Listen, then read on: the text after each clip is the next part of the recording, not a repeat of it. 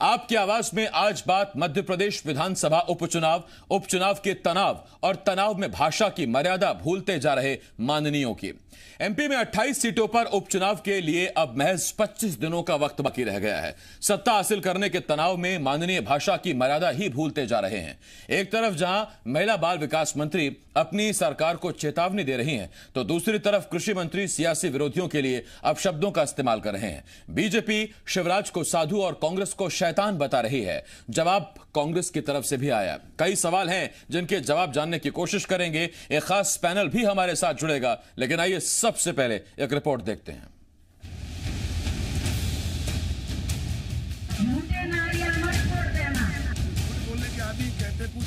MP में जैसे जैसे उपचुनाव की जंग नजदीक आ रही है, वैसे वैसे सियासत के तेवर और तल्ख होते जा रहे हैं।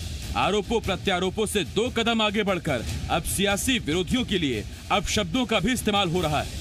किसने क्या कहा ये आपको बताएंगे, लेकिन सबसे पहले एमपी की महिला बाल विकास मंत्री इमरती देवी की चेतावनी सुनिए।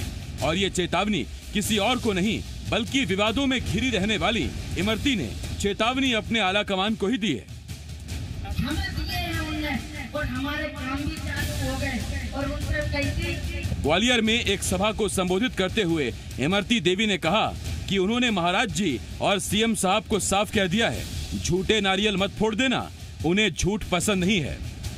हमें दिए हैं उनने और हमारे काम भी चालू हो गए और उनसे कही थी कि महाराज साहब और मुख्यमंत्री जी एक बात सुन लो, झूठे नारियल मत फोड़ देना। इमरती देवी झूठ पसंद नहीं चाहती, जो भी नारियल फोड़ो वो सच्चा फोड़ना, जो भी बोले तो बने वो सच्ची बने। पहले अंडा और फिर डिप्टी सीएम के वार से सरकार के लिए मुश्किलें बढ़ा चुकी इमरती देवी ने इस बार सरकार के सिर पर ही नारियल फोड़ दिया।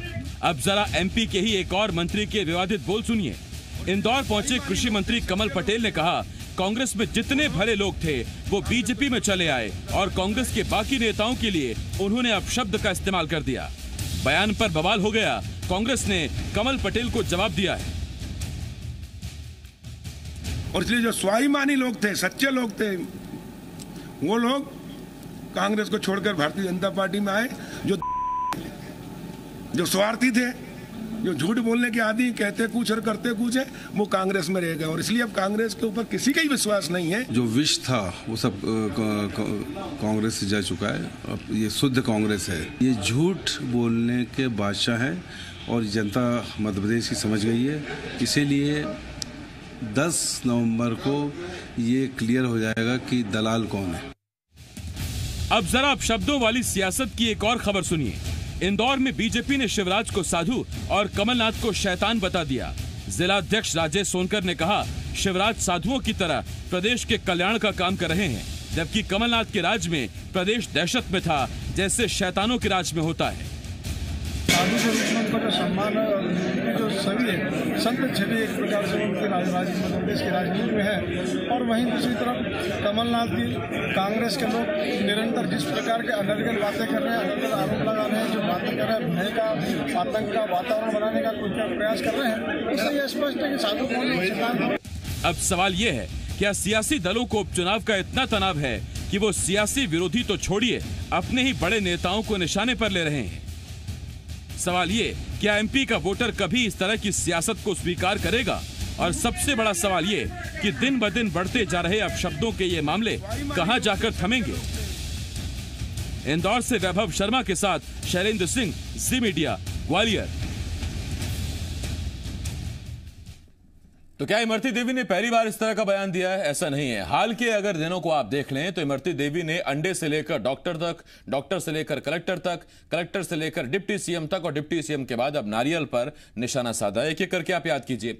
सबसे पहले वो कमलनाथ सरकार से ही मध्य प्रदेश में कुपोषण दूर करने के लिए अंडा देने की बात कर रही थी। इस बात में वैसे कोई दिक्कत नहीं है, अगर अंडा दिया जाता है तो उससे पोषण मिलेगा, प्रोटीन मिलेगा। लेकिन बीजेपी की रीति नीति और रिवाज, चाल चरित्र, चेहरा इस बात को अलाउ नहीं करता नतीजा, बीजेपी के कई प्रवक्ताओं ने, नेताओं ने, मंत्रियों ने इस पर पहले ही इमरती देवी के बयान को बहुत हद तक कवर अप करने की कोशिश की। तब मुख्यमंत्री ने खुले तौर पर आकर कहा कि अंडा नहीं बांटा जाएगा, बल्कि अंडे की बजाय कुछ और चीजें, दूध या फल दिए जाएंगे। तब जाकर इमरती देवी ने अंडा राग छोड़ा, पहली बात। उसके बाद इमरती देवी ने एक और राग छेड़ा और वो था डिप्टी सीएम का। उन्होंने ग्वालियर में ही जनसभा को संबोधित करते हुए डबरा में लोगों से कहा कि महाराज जी यानी ज्योतिरादित्य सिंधिया और शिवराज जी की यह मंशा है कि अच्छे वोटों से इमरती देवी अगर जीत कर आए तो इनको डिप्टी सीएम बनाया जाए।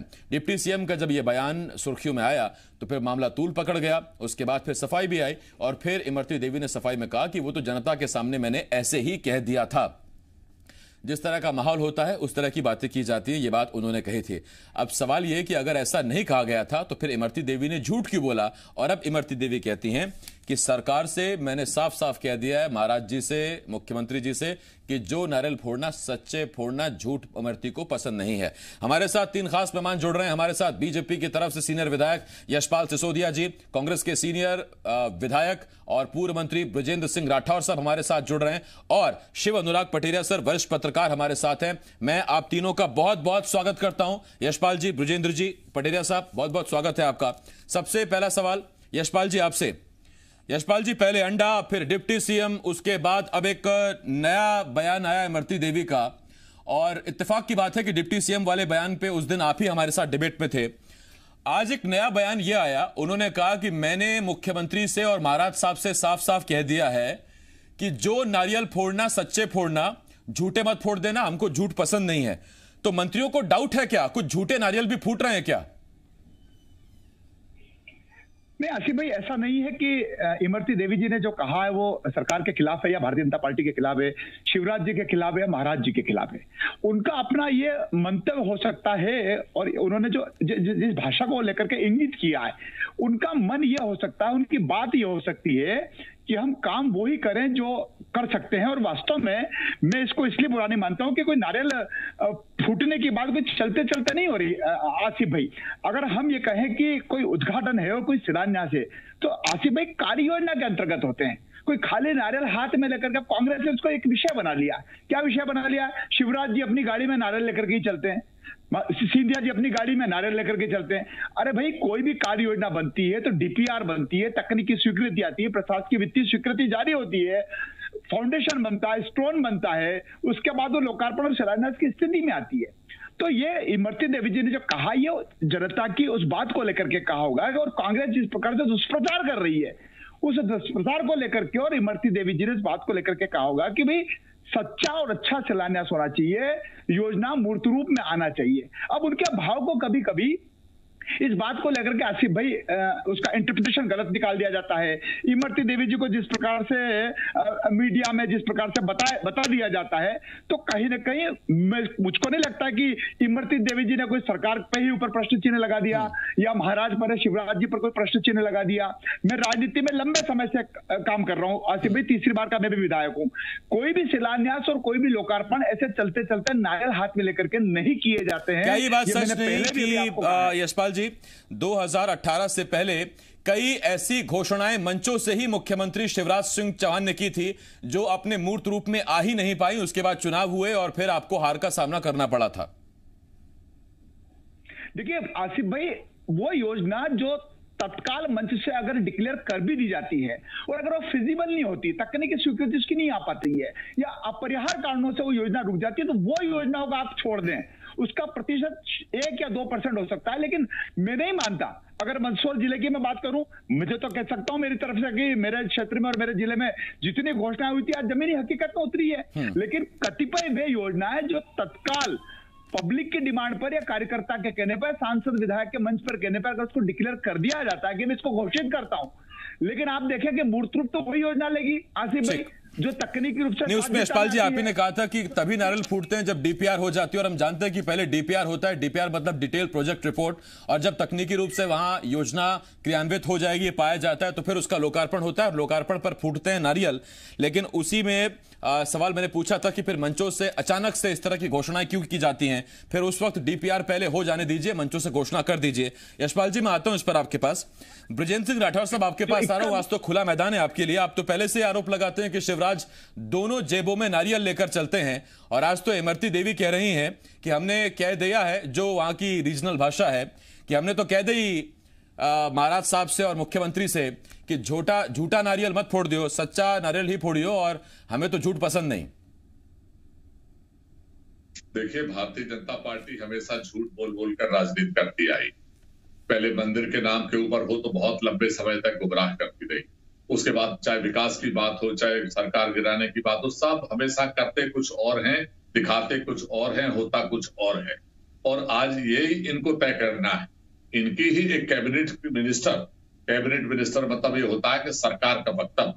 और जब कैबिनेट मिनिस्टर पहले अंडे के ऊपर लड़ाई लड़ती है, इनके ही विभाग के लोग कहते हैं कि नहीं साहब अंडा नहीं, हम शाकाहारी करेंगे, फिर अंडे की बात दबती है, सिद्धिया जी दबा देते हैं। उसके बाद वो कहती है डिप्टी सीएम का हमारा तय हो गया। अब ये इनको तय करना है कि कौन सच बोल रहा है। या तो भारतीय जनता पार्टी कहे कि इनके नेता दूसरे झूठ बोल रहे हैं, या फिर इमरती देवी जी झूठ बोल रही हैं। वो खुद जो है, भारतीय जनता पार्टी के पास कोई विकास के नाम का कोई मुद्दा नहीं, फर्जी शिलान्यास कर रहे हैं। 1,000 रुपए इनके पास बजट है, 4-4 हजार करोड़ की, 400 करोड़ रुपए की जो है शिलान्यास कर रहे हैं। मैं मुरैना में मैंने देखा, मतलब एक जो 2 साल पहले हो गया उसी का शिलान्यास फिर से हो गया। जब आपके पास पैसा नहीं है, आपने 2 लाख करोड़ के कर्जे के ऊपर मध्य प्रदेश को डुबाने का काम किया है, आप ये फर्जी बातें क्यों कर रहे हो? और अब आप जातिवाद का सहारा लेने का काम कर रहे हो। कांग्रेस पार्टी कभी जाति, धर्म और जो इस आधार पे नहीं चलती। जब इनका एक मंत्री खुलेआम इस बात को कहता हो कि हमें वोटों की जरूरत ही नहीं है, अगर कम पड़ेंगे तो हम कलेक्टरों से 10, 12, 15 सीटों पे चुनाव जीत लेंगे, ये भंसा झलकाती है कि भारतीय जनता पार्टी किस तरीके से और किस हद तक जाके जो है वो सोच रही है। वैसे आम जनता की परवाह नहीं, क्योंकि जो चुने हुए लोगों ने जिन विधायकों को चुना था उनको खरीदने का काम इन्होंने किया। उन्होंने तो धोखा किया, लेकिन इन्होंने धोखा दिलवाया, उनको खरीदने का काम किया। वहां के मतदाताओं के साथ धोखा देने के में इनकी भी साजिश है। अगर कांग्रेस के कुछ लोग कहे तो इनकी साजिश के ऊपर, इनके स्वार्थ के आधार पे या दबाव के आधार के ऊपर कहे। इन्हें तय करना पड़ेगा कि सच कौन बोल रहा है। एक बात, दूसरी तरफ जातिवाद का वो नारा लगाती है। सारे लोगों के सामने ब्राह्मण भाई बैठे हो, गुर्जर भाई बैठे हो, पुष्पा भाई बैठे हो, और कहीं भी जाके कह देना कि मुरैना के हम जाटव हैं, मुरैना के नहीं डबरा के जाटव, तो डबरा के जाटव सुन के लोग थरथरा जाएंगे, ये हमारा नाम। ये क्या है? क्या मतलब इस तरीके से आप क्या पब्लिक में संदेश देना चाहते हो? आप एक केंद्र लौट रहा हूं उस पर आपके पास राठौर साहब, आता हूं आपके पास। शिव अनुराग पटेरिया साहब, इमरती देवी का देखिए जो रिकॉर्ड रहा है वो, उसमें विवादों में उनके बयान हमेशा घिरे रहे हैं। ये नया विवादित बयान आया है। इसमें सबसे बड़ा सवाल ये उठ रहा है कि इमरती देवी को क्या खुद महसूस हो रहा है? लोगों की शिकायत है, जिसके बाद इमरती देवी ने सफाई दी है और ये संकल्प जताया कि मैंने सरकार से कह दिया है, महाराज शिवराज से कह दिया है कि जो नारियल फोड़ना सच्चा फोड़ना, झूठा मत फोड़ना, मुझको झूठ पसंद नहीं। ये जनता के दबाव में कहा या सरकार में उनकी कितनी चलती है? और वो तो डिप्टी सीएम भी बनने वाली थी, उन्होंने ही कहा था, तो वो वर्चस्व दिखाना चाहती हैं वो डबरा की जनता के बीच कि सरकार में मेरी बहुत चलती है। आसिफ साहब, हर आदमी का अंदाजे बयां कुछ और ही होता है। बृजेंद्र सिंह जी अलग अंदाजे बात करेंगे, यशपाल जी राजनेता है लेकिन मूलतः पत्रकारिता के बैकग्राउंड से हैं, उनकी बात करने का अंदाज अलग होगा। और मैं खांटी पुराना जर्नलिस्ट हूँ, तो मैं शिवनुराग सर आपसे रिक्वेस्ट कर रहा हूँ, अगर आपके आसपास कोई नहीं है इस वक्त तो आप मास्क उतार लेंगे तो मैं आपको बेहतर सुन पाऊंगा। आवाज ठीक सुन नहीं पा रहा मैं आपको। मैं उतार लेता हूँ। देखिए, हर आदमी का अंदाजे बयां कुछ और ही होता है। हर आदमी का अंदाजे बयां कुछ और होता है। बृजेंद्र सिंह जी एक राज परिवार से हैं, वो उनका अंदाजे बयां कुछ और होगा। यशपाल जी पत्रकारिता से राजनीति में आए हैं, उनका अंदाजे बयां कुछ और होगा। शिवनुराग पटेरिया का अंदाजे बयां कुछ और होगा। उमा भारती देशज ग्रामीण पृष्ठभूमि से आई हैं, उनका अंदाजे बयां कुछ और होगा। और खांटी एक जमीन से संघर्ष करके इमरती देवी आई हैं, उसका अंदाजे बयां कुछ और ही होगा। मुझे लगता है हर आदमी के बैकग्राउंड में बोलने का, बात करने का अलग किस्म का लहजा होता है। जैसे तो इसको मैं उनकी मनोभावनाओं से कई बार जोड़ता हूं। दूसरी, जब अगर आप डिरेल होते हैं तब मैं ये बात कहता हूं कि आपके शब्दों का और आपका विवेक का जब नाता टूटता है तब आपसे अशब्द निकलते हैं। अशब्दों का मैं समर्थक नहीं हूं, लेकिन इमरती देवी अगर इस तरह कहती है कि नारियल वैसे मत झूठे फोड़ दियो, तो कोई चतुर राजनेता का भी नहीं अपने बॉस के लिए कहेगा, पॉलिटिकल मास्टर के लिए नहीं कहेगा। वो कह रही हैं तो अपने दिल की आवाज कह रही हैं। आपकी एक सूचना के लिए, आप दोनों विधायक जो मित्र हैं मेरे, इन सबको मालूम होगा कि जो इमरती देवी हैं 50-60 हज़ार वोट से पिछला चुनाव जीती थी, उस इलाके में बहुत बड़े मार्जिन से वो जीती थी। उनके इसी अंदाजे बयां को वो मुझे लगता है उनके लोग पसंद करते होंगे। और सबसे बड़ी बात है कि अगर उन्होंने कोई अपशब्द कहा हो तो मुझे लगता है गलत, जैसे एक बार उन्होंने वीडियो में किसी को धमकाया था, मुझे लगता है बहुत ही आपत्तिजनक था। आपका संयम और विवेक से जब आपका नाता टूटता है जनप्रतिनिधियों का तो बहुत बुरा लगता है, चाहे वो कोई भी जी हो। आपके पास अगर कोई मंत्री, यशपाल जी, इमरती देवी की बात हमने कर ली, कमल पटेल साहब प्रेस कॉन्फ्रेंस करने बैठे इंदौर में और दबाव तनाव उपचुनाव का इस कदर कि सियासी विरोधियों के लिए, कांग्रेस के लिए अपशब्दों का इस्तेमाल किया। आज आप जब मंत्री पद पर हैं तो फिर ठीक कहा ब्रिजेश जी ने और पटेल साहब ने भी कि फिर आप जो बोलते हैं वो सरकार की बात मानी जाएगी, आप प्रतिनिधित्व करते हैं। माफ कीजिए यशपाल जी, मैंने तो कभी नहीं देखा कि आप डिबेट में बैठे हो, प्रेस कॉन्फ्रेंस करने बैठे हो, आपने कभी किसी को गाली दी हो, मैंने कभी नहीं देखा। मंत्री पद पर आपा क्यों खो देते हैं लोग? देखिए, सवाल मंत्री का या विधायक का या सांसद का या जिम्मेदार उन जननेताओं का या व्यक्ति का नहीं है जो आपा खो देते हैं। ये कहीं एक विचार शैली इस प्रकार से उस समय आ जाती है आसिफ भाई, और आपने बिल्कुल ठीक कहा कि बचना चाहिए, क्योंकि हम जिन पदों पर बैठे, जिन ओहदों पर हम बैठे हैं, वाणी का संयम तो बहुत जरूरी है। अगर वाणी का संयम नहीं रहेगा तो इस प्रकार की फिर डिबेट करवाने का मौका मिल जाता है। मैंने भी पत्रकारिता, पटेल जी बैठे आपके सानिध्य में मैंने पत्रकारिता करी है, चौथा संसार में भी मैं रहा हूं, नई दुनिया भास्कर में भी रहा हूं। लेकिन आसिफ भाई, अगर साधु और शैतान कहा जाए तो उसका यह मतलब नहीं है कि साधु साधु है और शैतान शैतान हो गया है। एक तरह से एक बात होती है, एक चर्चा में जिस प्रकार से हम अक्सर कहा करते हैं कि चोली और दामन का साथ है या साधु और शैतान है, तो इस प्रकार के जो शब्द हैं, मुझे नहीं लगता कि कमल पटेल जी ने साधु कह करके पूरे व्यवस्था में नहीं, ये थोड़ा सा मिसमैच हो गया। और कहीं साधु और शैतान वाला साहब वो कमल पटेल साहब ने नहीं कहा है, वो तो राजेश सोनकर ने कहा है। बाकी कमल पटेल साहब ने क्या कहा वो तो हम नहीं सुनाएंगे, क्योंकि हमारे भी कुछ राजेश जी ने कहा। और अगर कमल पटेल जी ने भी कहा है तो कमल पटेल जी के देखिए, मैं कोई उनका जो वाच था, उनकी जो बात थी, मैं सुन नहीं पाया था, राजेश की मैं सुन पाया था। लेकिन साधु और शैतान के नाथ का यह मतलब नहीं कि सीधे आखिरी 30 सेकंड दे पाऊंगा मैं राठौर साहब आपको। राठौर साहब, भाषा की मर्यादा एक ही तरफ की जिम्मेदारी तो नहीं है।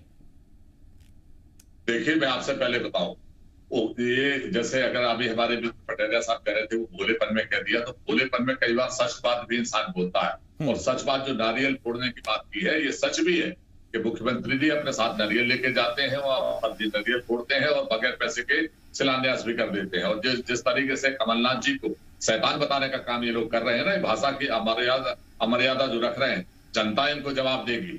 ये मतलब ऐसे व्यक्ति को जो हिंदुस्तान में सबसे सीनियर लोकसभा का सदस्य रहा हो, जिसके ऊपर कोई दाग कभी नहीं बना हो, जो व्यवहारिक व्यक्ति हो, जनता का सेवक हो, और उसको शैतान बताना, इसका जवाब मध्य प्रदेश के लोग, छत्तीसगढ़ के लोग मेरी आवाज को सुन रहे हैं और इस बात का जवाब वो देंगे कि कमलनाथ जी शैतान है। उसमें देखिए, हम तो यही उम्मीद करते हैं साहब, नेता चाहे बीजेपी के हो चाहे कांग्रेस के हो, वाणी का संयम बहुत जरूरी है, भाषा शब्दों पर विवेक बहुत जरूरी है। और तब जबकि आप सार्वजनिक जीवन जी रहे हैं तो आपसे बहुत युवा बहुत कुछ सीखते हैं। और खास तौर पर वो जो अभी नई सियासत के पौध हैं, वो अगर वटवृक्ष को झुका हुआ देखेंगे तो झुकी हुई ही उनकी भाषा शैली रहेगी। और अगर वो वटवृक्ष को देखेंगे कि ये तना हुआ है, इसके मुंह से हमेशा शब्द निकलते हैं, और सियासत का अगर यही ट्रेंड है तो फिर आने वाली सियासत से भगवान बचाए। धन्यवाद आपका हमारे साथ जुड़ने के लिए यशपाल जी, राठौर साहब, पटेल साहब, बहुत धन्यवाद आपका हमारे साथ जुड़ने के लिए। एक छोटे से